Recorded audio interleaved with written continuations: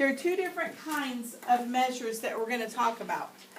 One of them is what we call measures of center. What that means is it finds where the middle of the numbers are. It finds where the middle of the numbers are in a different way. That's why they're each different. But mean, median, and mode all help us find the middle of our numbers, the middle of our information. And then there's something called measures of variability. That's what changes. So variability is how far apart the numbers can be. And range applies to that one. And there's another one called IQR, which we're going to get to later when we do a different kind of graph. So we have measures of center. That's where the middle of the data is. And then how far does it vary? That's where our IQR and range come from. All right, and so you have this here on the front of your thing. I think what I basically said to you is what's here. So real quickly, the mean is just the average. We know in most areas of the world, we just talk about average instead of the word mean. But it's the same thing. So mean and average are really the same. Median is the one in the very middle. If you think about a highway, there's a median down the middle of a highway, right? Y'all have heard somebody say that before, there's a median. Well, the median is straight down the middle, so that's what a median is. It's the middle. And then mode is the most common. That's the one that doesn't really have a reminder for us, except for that I just remember mode, M-O, most common, M-O. So that's how I remember that one. So mode is the most common or the most repeated. Range is simply the difference between the biggest one and the smallest one. That's all it is. If I asked for the range of shoe sizes in this classroom, it would just be the difference between the very biggest one and the very smallest one. Okay, so that's all range is. It's just the difference between the biggest and the smallest. That's why it's about how the numbers vary or change. And then IQR is called interquartile range, and like I said, we'll get to that one in a little bit. All right, oops, that's not what was supposed to happen. Let's try this again. All right, so let's real quickly go through some examples. I'm going to not spend a huge amount of time. On each one of these, we're using that same set of numbers, 5, 12, 54, 24, and 5. Okay? So first, for the mean, we're going to think average. Average. Okay? So the average, to do it, we're going to add up all the numbers and divide by the number of numbers. How many people already knew that? Okay, not as many as I thought. Okay. All right, so that's how we find mean. Okay, we add up all the numbers, divide by the number of numbers. So we're going to start by adding, and I just want you to write this here so you have it in your notes. You don't have to write this every time, but write 5 plus 12 plus 54 plus 24 plus 5. When you have that, you can throw it in your calculator and real quickly tell me what those numbers add up to.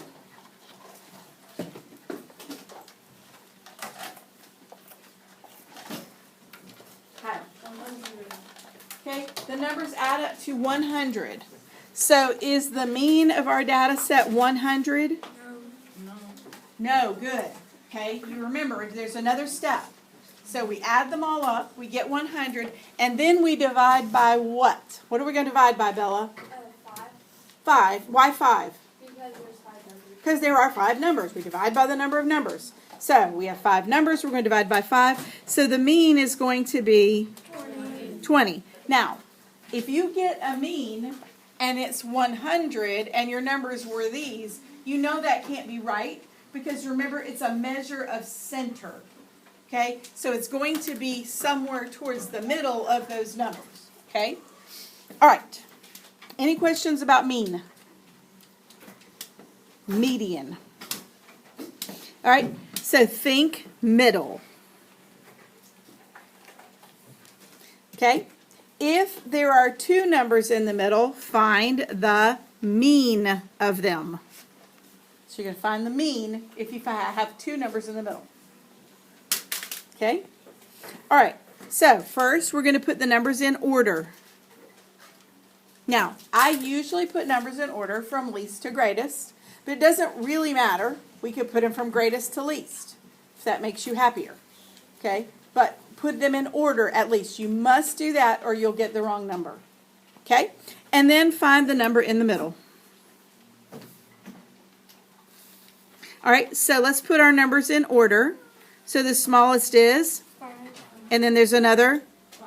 So we have to list it twice. And then 12. And then? 24. And then? 54. Okay? We'll find the one in the middle, however that works for you. Some people, mark off one on each end or something like that. Whatever way is easiest for you to find the one in the middle. But be careful, because some of the lists can get really long. Just make sure you're finding the one that's absolutely in the middle. So the one in the middle of this is? 12. So the median of that data set is 12. Now, so this is 5 numbers. That means there's going to be one in the middle, right? So anytime we have an odd number of numbers, there's always going to be one in the middle. Yes? Yes. All right, but if we have an even number of numbers, there's not going to be one in the middle, right? Yes.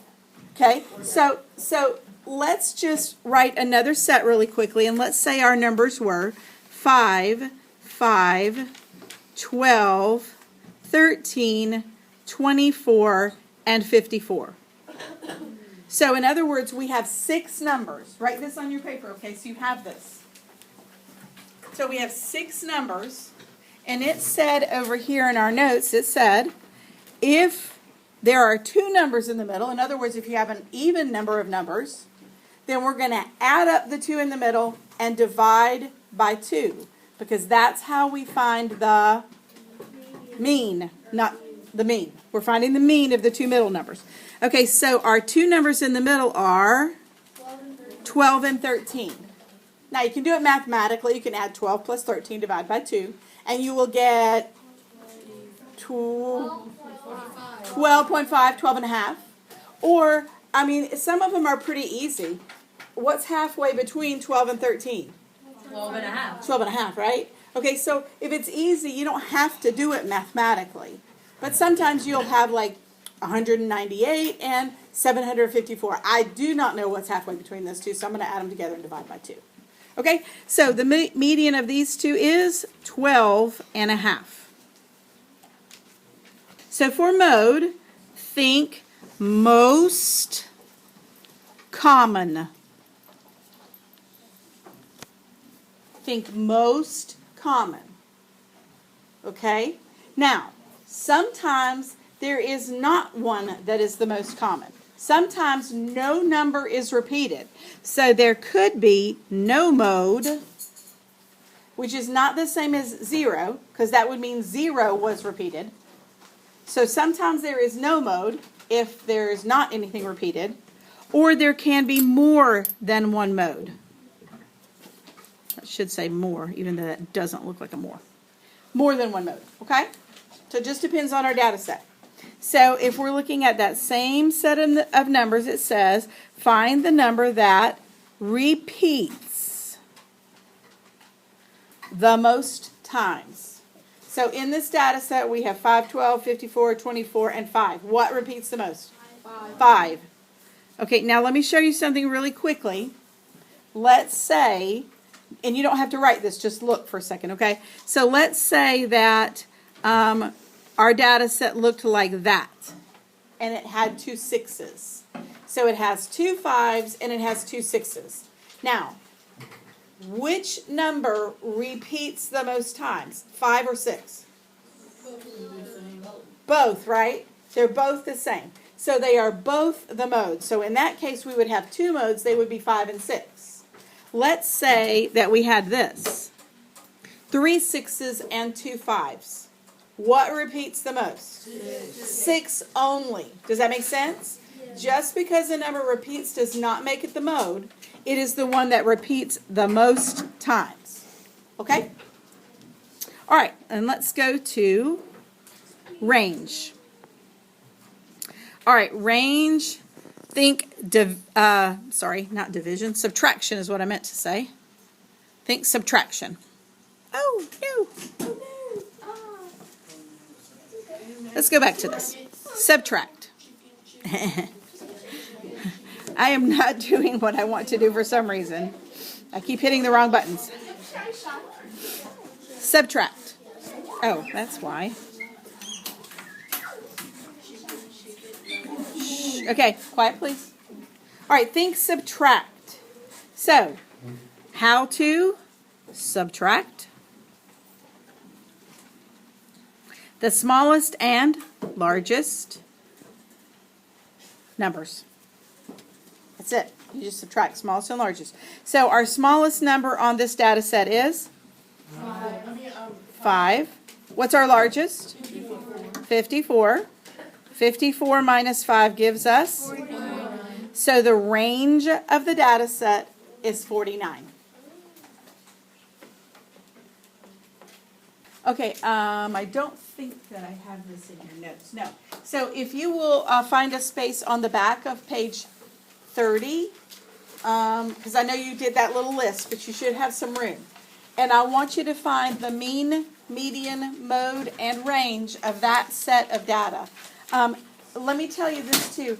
I always begin by writing my list in order, because that gets me out of the way for the whole median thing.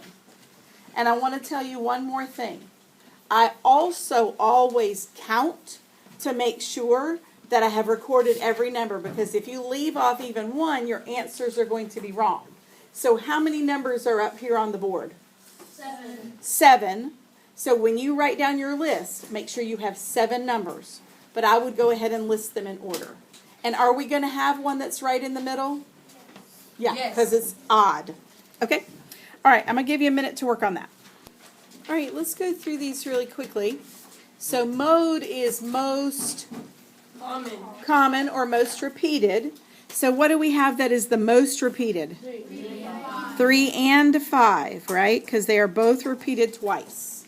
So 3 and 5 is our mode. Range is the difference between the and smallest. So that's 11 minus 0. So that's 11. Median is the number in the middle. So what number is in the middle? 3. And the mean is what happens when we add them all up and divide by the number of numbers. So, okay, so when you added them all up, what did you get? 28. 28, and you divided by 7. 28 divided by 7 is 4.